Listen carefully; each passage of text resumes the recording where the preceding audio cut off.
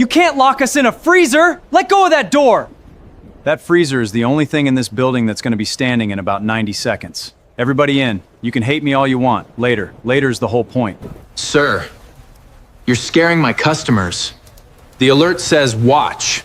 It's not even a warning yet, it's a look out that window and tell me it's a watch. The manager looked. Outside the tall front windows, the sky had gone the color of a deep bruise, green along the bottom where the last light was bleeding through the hail, and the wind that had howled for 10 minutes had simply stopped, dead calm. He didn't say anything. That quiet everybody's feeling right now, that relief, that's the most dangerous thing that's happened all day. Feel the pressure on your ears? A storm that's leaving doesn't do that. A storm that's winding up does. And how would you know that, Chef? You flip eggs. Sit down and let the sirens do their job. Sirens don't hold a door. Wyatt still didn't look at him. He was reading the parking lot, the flags on the pole standing straight out 1 second and dead limp the next, the loose trash starting to lift and turn in a way that wasn't random. When he spoke again, it was to the whole room at once, and it was the voice of a man who was finished asking.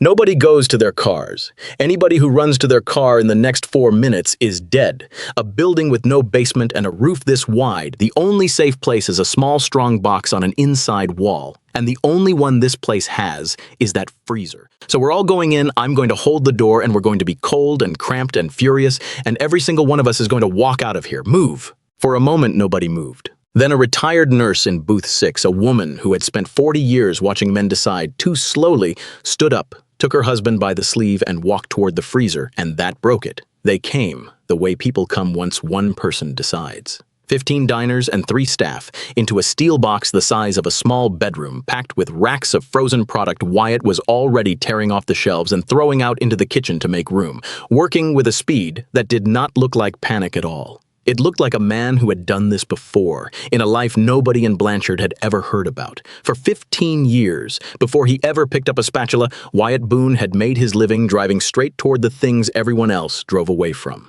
"Down low as you can get," he said once they were in. "Away from the door and cover the back of your necks with your hands." He wedged the last of them in and put himself at the door, one boot braced against the base, both hands on the interior latch because a walk-in freezer opens from the inside so no one ever gets sealed in, which is a beautiful piece of safety engineering. Right up until the afternoon, you need the door to stay shut against a wind that wants to peel it off its hinges. Somewhere over their heads, faint at first and then not faint at all, came a sound like a freight train. And for half a second, Wyatt Boone was not in that freezer. I was in a field 100 miles from home 6 years ago, watching a wall cloud lower over the next county on a screen in his lap, and his phone was ringing, and it was Meg. He shoved it down. He had gotten good over 6 years at shoving it down. There would be time for that later, or there would not, and either way, it was not now. The sound got bigger. It got so big it stopped being a sound and became a pressure, a thing you felt in your teeth and your sternum, and the light under the door strobed as the building above them started to come apart. A little girl started to cry. The nurse started to sing to her, low, some old hymn, and a couple of the men took it up because it was that or scream. "How long do we stay in here?" A young woman was pressed into the back corner with her boyfriend, and her voice was climbing toward the edge. "We come out when I say we come out, and not 1 second before." Wyatt didn't turn from the door. "Could be 4 minutes, could be 20. The storm's going to roll over us and go quiet and sound like it's finished, and it's going to be lying to you. We leave when I'm sure, not when we're scared." He kept his voice flat and slow, because a number, any number, gives a panicking mind something to hold. And calm in a small space is contagious the same way panic is. "There's plenty of air in here for an hour, so nobody hold your breath, nobody rush it. Long and slow, ma'am, keep singing, it's doing more good than you know." For a few seconds it almost worked, 18 people breathing in the dark of a steel box, one man's boot braced against the base of a door, a hymn going, the roar climbing toward something none of them had a word for. And then Gary Poole lost it. I was a big man, 50s, a salesman by the look of him, and he had been fine right up until the walls he could not see began to fail. And something in him decided that being sealed in a metal box while the world ended was worse than the world ending, and he came up off the floor and lunged for the door. "He's opening it. Grab him." Wyatt got an arm across the man's chest and drove him back into the wall of racks.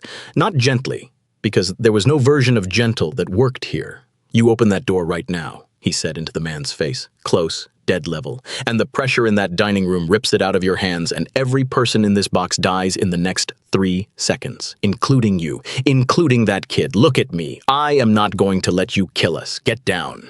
The man swung at him. Wyatt took it on the shoulder, turned him, and put him on the floor with a knee across his back and a hand on the latch the whole time, and he held both of them there, the door and the man, while the sound reached a pitch none of them would ever be able to describe to anyone who hadn't heard it. Later, that would be the moment they used against him. A cook, they would say, held a paying customer down on a freezer floor against his will. It would sound very bad, told with the sound off. It always does. Then something hit the outside of the door hard enough to dish the steel inward 6 inches, and the latch bit into Wyatt's palms, and a spray of splinters and grit blew through the gap at the hinge like buckshot and opened a line across his forearm and his cheek, and he did not let go. He set his boots and he pulled the door into its frame with everything he had, and for a few seconds it was just him and a piece of metal and a wind that weighed more than a building, and he was losing. And then hands came onto the door beside his. The nurse's husband, a trucker. And after a second, from the floor, Gary Poole, blood in his beard and terror in his eyes, reaching up to grab the latch above Wyatt's torn hands and pull. 4 men, then 5, holding one door shut against the end of the world, and the little girl still crying, and the hymn still going, and the roar going on and on and on, until it seemed like it had always been there, and always would be. And then it wasn't. The pressure let go all at once. The sound rolled off to the northeast and became, again, just a sound. And then just wind. And then just rain. Wyatt held the door another full minute after it went quiet, because the thing about these storms is that the quiet lies to you. And he had spent his whole life learning not to trust the quiet. Then he opened the door. There was no restaurant. Where the dining room had been, there was sky, and rain coming straight down into a slab, scraped bare. Booths gone, the long, wide roof that had covered them peeled off and thrown across the highway and wrapped around the sign. The freezer stood in the middle of it, dented and scarred and standing, a steel box in a field of ruin, exactly where a man who used to survey these things for a living had known it would be. Wyatt counted them out as they came into the gray light. He counted them twice, the way he counted everything, because he had lost a number once, and he did not intend to ever lose one again. 15 diners, 3 staff, 18. Nobody dead, not one. For a moment, in the rain, in the wreckage, they were just 18 people who had been going to die and were not. The nurse sat down on the wet slab and laughed and cried at the same time. The little girl ran into her mother's arms in the parking lot, both of them soaked and whole. The trucker took Wyatt's torn hand in both of his and could not find a single word, so he just held it. And Gary Poole stood off by himself, staring at the freezer he had tried to open, at the flattened building all around the one box that had held, doing the terrible arithmetic of what would have happened if that door had come loose in his hands.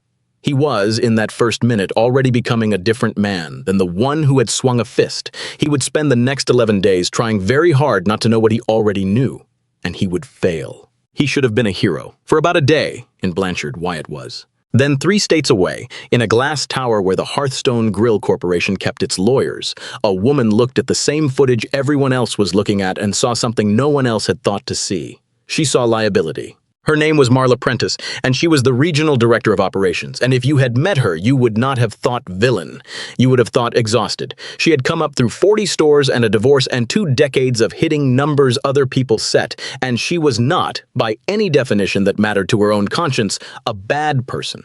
But she knew things about the building on the Blanchard Highway that the town of Blanchard did not. She knew it had no storm shelter because 2 years earlier her division had costed out shelters for the 40 stores in the tornado belt and quietly deferred the whole line because a shelter is a room you build and pray you never use, and rooms you pray you never use do not show up well in a quarterly review. She knew there had been a memo because a district manager named Colleen Fowler had written one, flagging that 11 stores in the belt had no safe interior space and no severe weather plan worth the paper. And she knew that memo had been received and thanked and buried. And she knew about the doors open directive, the cheerful little piece of brand policy that told every store never to close during business hours for weather, because a closed store is a store not making money, and a customer turned away is a customer who might not come back. She knew all of it, and she knew that if the story the country told about the Blanchard tornado was 15 people survived because an employee broke every rule we gave him and used the one safe structure we never meant to be a shelter, then Hearthstone was going to be paying for storm rooms and lawsuits and headlines until the end of time. So the story could not be that. There was a night before the statement went out when she sat in her office after everyone had gone home with the Fowler memo open on one screen and a draft press release on the other, and she read them back and forth for a long time. She had not killed anyone. The tornado had done that, and by some grace, the tornado had killed exactly no one. But she could see the shape of the truth on that screen, and the shape was that a company had decided a room to keep its customers alive was too expensive, and that a fry cook had done the company's job for it with his bare hands and torn arms. She could put that shape in front of the country, or she could put a different one. The true shape ended in lawsuits she couldn't count, and a career she had bled 20 years for. The other one ended with a stranger she had never met carrying the weight instead of her. She told herself he would be fine. She told herself a press release doesn't really hurt anybody, that it was just narrative, just optics. She was wrong about that, and somewhere under the exhaustion she knew she was wrong. And she sent it anyway at 20 to midnight, and she did not sleep well again for a long time. That is what most villains are if you get close enough. Not monsters, just tired people who signed the thing that was easier than the truth. The statement Hearthstone released was careful and warm, and it grieved for the community. And it did not contain the words storm shelter or doors open. What it contained instead, 3 paragraphs down, phrased with enormous regret, was the observation that the incident had been handled by an off-duty appearing employee who acted entirely on his own initiative, outside all company training and protocol, in a manner that raised serious safety and liability concerns, up to and including confining patrons in a commercial freezer and physically restraining a guest against his will. The company, it said, was cooperating fully with authorities and did not condone the actions of a single rogue employee. Rogue employee, that was the phrase. It went everywhere. And there was a video, of course there was, shot from the corner booth in the last 30 seconds before the man filming finally ran for the freezer himself.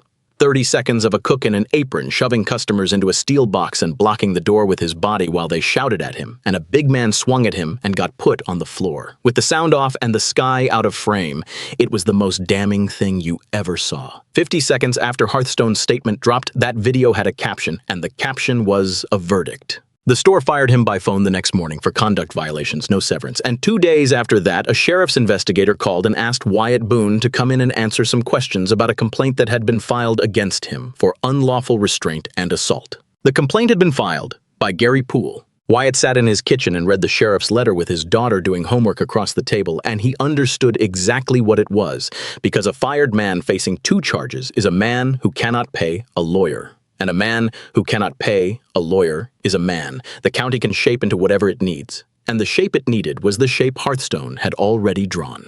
Etta was 12. She had her mother's dark hair and her mother's way of going quiet and thoughtful before she said the thing that mattered. And she had been 6 when Meg died, which meant she remembered her mother the way you remember a warm room in a house you no longer live in. She remembered her father better. Her father had been there every single evening of the last 6 years, which was the entire architecture of her sense that the world was safe. Dad, she said, not looking up, a kid at school said you kidnapped a bunch of people in a freezer. Ashley's mom said it was on the news. A tornado took the restaurant, Wyatt said. I got everyone into the freezer because it was the only safe place, and I held the door and everyone lived. That part's all true, and don't let anybody tell you different. He set the letter face down. Some grown-ups with a lot of money need it to be my fault instead of theirs, because their building didn't have a safe room, and it should have. So right now they're telling a story where I'm the bad guy. It's a lie, but it's a loud one. Are you going to jail? Nobody is taking me anywhere, and nobody is taking you anywhere either. He said it with more certainty than he actually had, and nudged her plate an inch closer to her. Now finish your dinner before it goes cold. You always say that? Because it's usually true. The town, which had spent exactly 1 day calling him a hero, took the news story the way towns take the loudest thing on offer. Regulars who had nodded at him for 6 years found other things to look at. A woman he had never met left a message on his phone calling him a lunatic who should be kept away from people. And at Etta's school, a boy played her the 15-second video with the sound off, the cook shoving customers, blocking a door, putting a grown man on the floor, and asked her if her dad was going to prison. And after that, 2 kids stopped saving her a seat. She came home and did not cry and did not ask questions. She set the table without being asked, which was worse than crying, because it was a 12-year-old quietly deciding she had to hold something up so her father would not have to. Wyatt watched her do it, and it cost him more than the charges did. What he did not tell her was the part underneath, the part that had started moving under all of it, like water under ice. Because a man who has been branded a danger, a rogue, a man who grabs people and holds them down is a man whose fitness gets questioned, and Meg's mother Ruth, who loved Etta and had never quite forgiven the trade that took her daughter, had already called twice with a soft, frightened voice, asking careful questions that were really the front edge of a much larger one, about whether a girl was safe in the sole care of a man the whole county was calling unstable. The lie hadn't just come for his name or his job, it had reached for his daughter. I knew he was right. He knew that building had been a death trap and that freezer had been the one thing that could save them, knew it the way he knew his own hands. Because he had spent 15 years walking through the wreckage of buildings exactly like that one, cataloging what survived and what did not. But knowing a thing and being able to prove it against a company with 100 lawyers and a sealed set of records are two different countries. And Wyatt had learned, at a cost he could not begin to describe, that being right does not keep you safe. And there was the other reason he sat on it, the reason he did not stand up in front of Blanchard and say who he really was and how he had known. Because saying who he was meant explaining how a fry cook came to know which buildings die in a tornado, and that road led straight back through a field 100 miles from home, and a phone ringing, and a piece of advice he had given in the calmest, most professional voice he owned. The memory only ever came at him through his ears. Hy would be scraping a grill or salting a wok, and a semi would break out on the highway, or the wind would find a certain pitch in the vent stack, and he would be back in that field with the screen in his lap, watching a beautiful, terrible storm 2 counties over, and the phone would light up, and it would be Meg, and she would say the sirens were going and should she take Etta and drive to her mother's, and he would look at the data, the track, the odds, everything 15 years had taught him, and he would tell her the truth as he understood it, which was that the cell near their house was weaker, that it would most likely pass north, and that driving into a warning was more dangerous than sheltering in place, and that she should get in the interior hall closet with the baby and wait. Wait. He had told the one person he loved to wait, and he had been, by every professional measure, correct, and the storm had not read the professional measures, and it had come down on their street and taken the house and taken her while their daughter, in the closet where he had told them to shelter, somehow lived. He had not made a mistake. That was the part that had hollowed him out and left the quiet man behind. He had done everything right, and it had killed her anyway, and after that he could not stand in another field and bet another life on the odds. So he had put his daughter in a truck and driven until he found a town with a chain restaurant that would hire a man with no references, and he had promised himself one thing, which was that he would never, as long as he lived, tell another human being to wait. Which was why, when the sky went green over the Blanchard Highway, he had not calculated a single odd. He had emptied the freezer. The investigator the state sent was not the sheriff. The sheriff was working the restraint complaint, which suited Hearthstone fine. But when a commercial building comes apart in a tornado and 18 people were inside it, the state occupational safety office sends somebody too, and the somebody they sent was a woman named Sonia Rooker, 22 years on the job, who did not care in the slightest about the story anyone wanted to tell her. Rooker cared about 2 things, the building and the record, and she had been bothered from her very first walk of the site because the picture she was standing in did not match the picture in Hearthstone's statement. Hearthstone's statement described a rogue employee endangering the public. The site described 18 people who were alive, standing in a slab scraped to the foundation because they had been inside the one structure on the property engineered to take the load. In 22 years, Rooker had learned that when everybody survives a thing that should have killed them, somebody did something right, and she wanted to know who, and she wanted to know why the company that employed him was working so hard to call it wrong. So she pulled the thread nobody at Hearthstone wanted pulled. She requested the building file, the severe weather plan, the shelter documentation. The severe weather plan, when it finally came, turned out to be a single laminated card that told employees to monitor local media and use good judgment, which is corporate language for we have no plan, and if anything happens, it is your fault for judging badly. And every request she sent after that came back slower than the last, routed through more lawyers, stamped with more claims of privilege, and every delay told her the same thing. 22 years had taught her that a company only lawyers up like that around a document it is afraid of.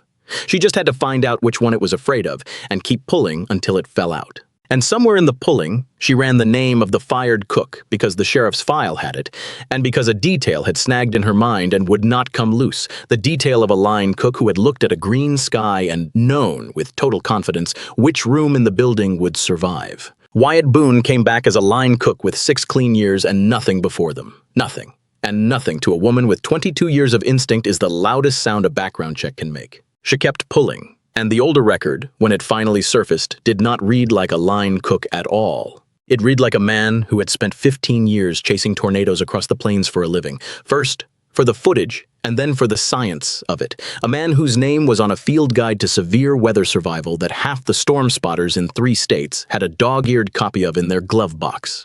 A man who, the guide's own dedication page revealed in 6 quiet words, had lost his wife to a tornado and never worked the field again. Sonia Rooker sat with that for a long time. Then she drove to Blanchard, and she found the man scrubbing a fryer in a burger place that had taken him on under the table because everywhere else had seen the news, and she showed him the cover of his own book, and she said, "You want to tell me why the man who wrote the book on surviving these things is washing dishes and letting a company call him a rogue?" And Wyatt Boone, who had every reason in the world to seize the thing she was offering him, did not seize it. He dried his hands and looked at the cover of a life he had buried and said, "Because being right didn't save my wife. I don't have a lot of faith left in being right." "Try me," Rooker said. "I don't need faith. I need what you saw." Meanwhile, Hearthstone offered him a door out and dressed it in mercy. It came through a lawyer, in a quiet room, the way it always does. The company, the lawyer explained, was prepared to be generous. If Mr. Boone would sign a statement acknowledging that he had acted outside his training and that his conduct, however well-intended, had been improper and unauthorized, and would agree to a settlement with a confidentiality provision, then the restraint complaint would be resolved, the assault charge would go away, there would be a payment, a substantial one, and the whole unpleasant matter would close. He could go back to a quiet life. He could keep his daughter. The lawyer was thorough about that last part. He mentioned, in passing with great delicacy, that criminal matters like this one had a way of drawing the attention of family services, particularly where a single parent was involved, and that a swift, quiet resolution was, above all else, best for the child. He said the words "the child" while looking directly at Wyatt, so there would be no possibility of misunderstanding what was being offered and what was being threatened in the same breath. It was the gentlest threat Wyatt had ever been handed, and the ugliest. All he had to do was sign that the building had been fine and the man had been the problem. All he had to do was let the story stand. Wyatt looked at the paper for a long time. He did not raise his voice and he did not put his fist through anything, because that had never been who he was. He simply sat there with the pen and thought about Etta asleep down the hall, and for about 4 seconds the easy road opened in front of him like a lit hallway. The road where he signed his name and the charges vanished and his daughter was safe, and it was over. And at the end of that lit hallway, he saw the next store. Another Hearthstone in another town, in the belt, 40 of them, with no safe room and a doors open sign and a green sky coming for one of them on some future afternoon, and a room full of people who would be told by policy to stay in their booths and finish their food. He saw them waiting. He set the pen down. He had spent 6 years unable to forgive himself for telling one person to wait. He was not going to sign a piece of paper that told 40 towns to do the same. He asked for the night. They gave it to him, certain the night would do their work for them. But there was another person in this story who was not sleeping either. And it was not the whistleblower, and it was not the investigator. It was Gary Poole. Gary had filed the complaint 11 days after the tornado, and he had not had a full night's sleep since, and it had nothing to do with his shoulder. He knew what had happened in that freezer. He knew that the cook had held him down because he had been 3 seconds from opening a door that would have killed everyone he loved to still be alive. He knew the cook had saved his life. He also knew that a very calm man from Hearthstone's legal team had come to his house 4 days after the storm, with a soft voice and a good watch, and sat at his kitchen table and helped him understand things. "What he did to you," the man had said gently, "putting his hands on you, holding you down, keeping you in that freezer when you wanted out. That's not heroism, Gary. Legally, that's assault. That's unlawful restraint. A lot of people would be very angry about what was done to them in there." A pause. Just long enough. "And the company wants to make sure a man who went through what you went through is taken care of. There are resources for that, for someone willing to put on the record what actually happened to him. He never said sign this or here is the money. He never had to. He just kept describing Gary to himself as a victim until Gary, who was 2 months behind on the truck and had started leaving a lamp on at night in a way a grown man is ashamed of, began to feel like one. Gary signed the complaint they put in front of him, and he hated himself a little more every single day since. Twice he drove to the sheriff's office to take it back. Twice he sat in the parking lot and thought about the lawyer's calm face and the money and the way everybody was already so sure. And he drove home. Once he got as far as the counter and lost his nerve at the window. I was, without knowing it, waiting. And the man he had accused had spent 6 years learning exactly what waiting costs. It came to a head at the state occupational safety hearing, which was not a criminal trial and did not pretend to be, but which had the power to make findings, and which Hearthstone had prepared for the way a company prepares when it has 100 lawyers and a rogue employee to hang. They had their statement, they had their video, and they had, waiting in the hall as their strongest card, the guest who had been restrained, the living proof that the fry cook was dangerous. They called Gary Poole to describe what the defendant had done to him. And Gary Poole stood up and looked across the room at the man who had put a knee in his back and saved his life, and at the row of Hearthstone lawyers who had turned his worst night into a weapon, and something in him that had been waiting for 11 days finally stopped waiting. "He held me down," Gary said. His voice shook, and he let it. "That part's true. I want to say exactly what happened because I signed a paper that didn't. I panicked. I tried to open that freezer door in the middle of the tornado. If he'd let me, we'd all be dead. Every person in that box. That man put himself between me and the thing I was too scared to understand, and he held that door with his bare hands while the building came down, and I hit him, and he still didn't let go." He turned and looked directly at the Hearthstone table. "A man from your company came to my house and told me I was a victim. I'm not the victim. I'm the guy who tried to get everybody killed and got saved anyway. And I let you use me to bury the man who did it. I'm withdrawing the complaint, and I'd like it in the record why."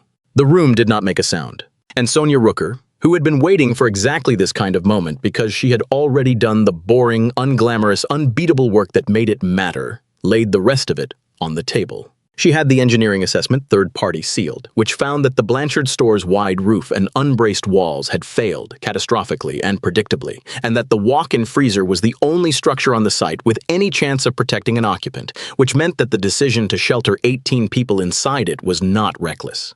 It was the single correct decision available, and it was the reason all 18 were alive. She had Colleen Fowler's buried memo, the one flagging 11 stores in the belt with no safe interior space and no real severe weather plan, received and thanked and shelved. She had the doors open directive in the company's own language. She had the deferred shelter budget, and she had now the sworn account of the man Hearthstone had planned to use as their proof of danger, saying under oath that the danger in that freezer had been him, and the safety had been the cook. The engineering does not have opinions. The memo does not have opinions. And a company that has spent a week explaining that a man endangered the public cannot unring the bell of its own budget document, deciding that safe rooms cost too much. It came apart fast after that, the way these things do once the paper is on the table. Hearthstone was cited hard and ordered to build safe rooms in every store in the belt, which was the thing it had deferred to save money, and which now cost it many times over, which is how it usually goes.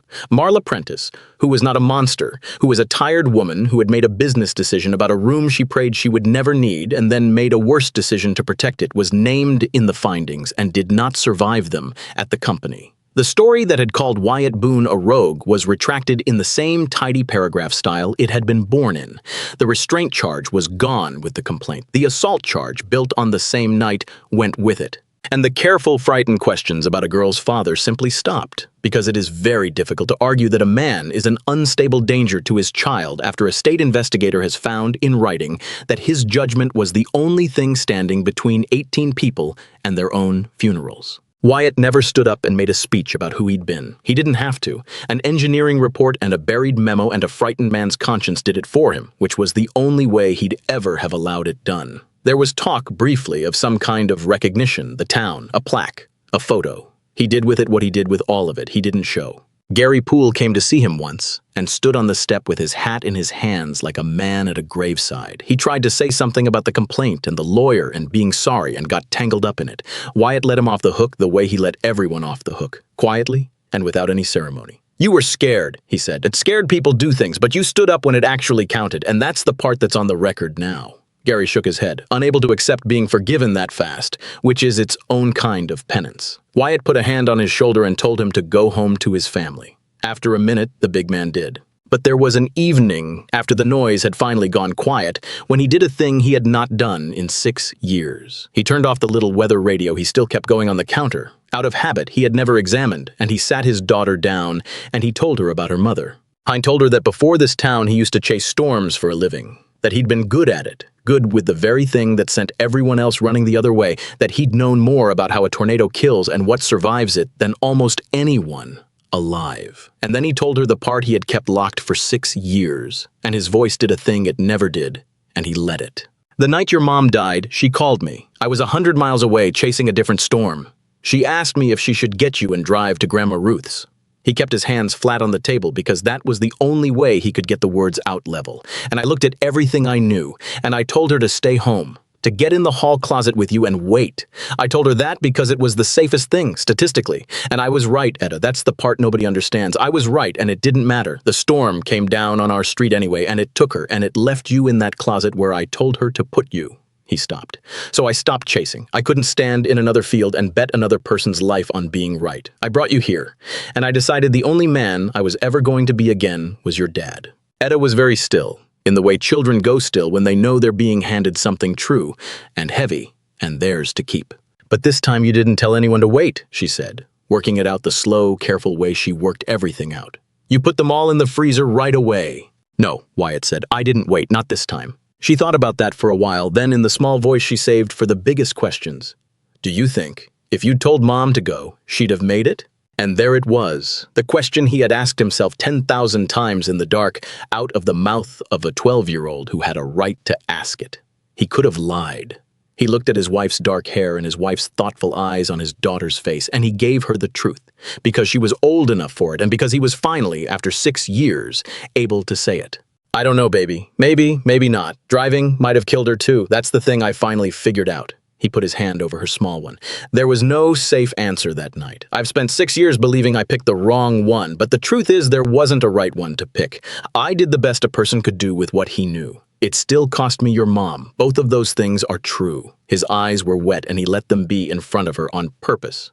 What I know now is you don't get to be sure. You just get to not wait. You get low. You get inside something that isn't going anywhere and you don't wait. That's all any of us get. Etta turned her hand over under his and held on, and neither of them said anything else, and out past the window the sky was clear and enormous and, for once, harmless. And that was the moment. Not the freezer, not the hearing, not the findings. Just a man and his girl at a kitchen table and a name said out loud at last, and a weight he had carried alone for 6 years, finally set down where the two of them could hold it. There is a new Hearthstone grill on the Blanchard Highway now, built back on the same slab, and it looks like every other one in the country except for one thing. Off the hallway by the restrooms, behind a heavy door with a sign on it, there is a small windowless room of poured reinforced concrete, rated to take a direct hit, big enough for everyone in the building. There is one in all 40 stores in the belt now. There is a state law about it these days that did not exist before a tornado came down on Blanchard. There is no name on any of those doors. The man who made them exist made very sure of that. He cooks a few towns over nowadays, so he can be home for his kid at night. He isn't a storm chaser again, not exactly, but on the counter of that new kitchen there is a battered weather radio, and when the watches go up in the spring, the young cooks have learned to look over at the quiet man on the grill because he always seems to know a beat before the sirens do, and because of the one thing he says to them every single time, the thing he wishes with everything in him he had said to a woman in a hallway 6 years ago. When it goes green, he tells them, you don't stand there doing the math, you go, you don't wait. His daughter knows the signs now too. He taught her the way you teach someone you have decided you will not lose to the odds a second time. The green light, the stillness, the pressure on your ears, the roar. Not so she will be afraid of the sky, but so she will never stand in a hallway waiting for it to make up its mind about her. We tell ourselves the people who save us are fearless. They're mostly not. They are usually just the ones who learned at a price you would not want to pay exactly what the calm before the roar is really telling you. And they are almost always the last person in the room you would think to look at. If this one stayed with you, stay with me. There's another one of them in the next story.